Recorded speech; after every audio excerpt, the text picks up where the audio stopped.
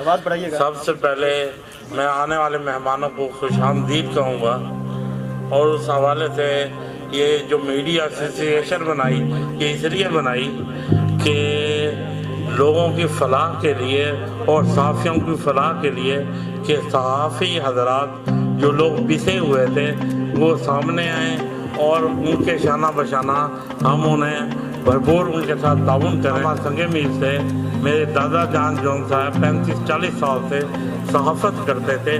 یہ اس ٹائم صحافت کرتے تھے جس ٹائم تحت بیٹھ کے ہاتھ سے لکھا کرتے تھے۔ ہم روزنامہ سنگ میر ہفت روزہ تھا، تو سنگ میر ملتان سے ہفت روزہ شروع ہو گیا، پھر ڈکلیریشن اسلام آباد سے لیا۔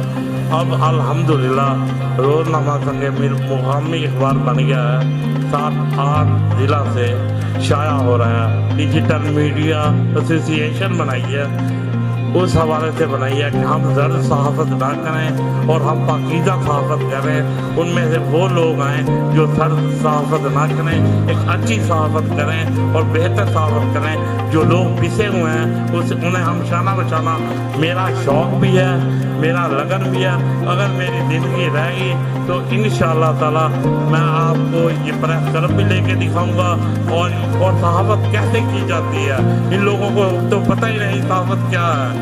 میرے والد صاحب نے کی، میرے دادا جان نے کی، میرے چاچوں نے کی، اب ریحان روحانی نے بتائے گا کہ صحافت کسے کہتے ہیں۔ آپ کے ساتھ بھرپور تعاون ہے اور میں آپ سب کا شکر گزار ہوں کہ آپ نے اتنا قیمتی ٹائم میرے لیے نکالا اور مجھے میرے ساتھ تعاون کیا۔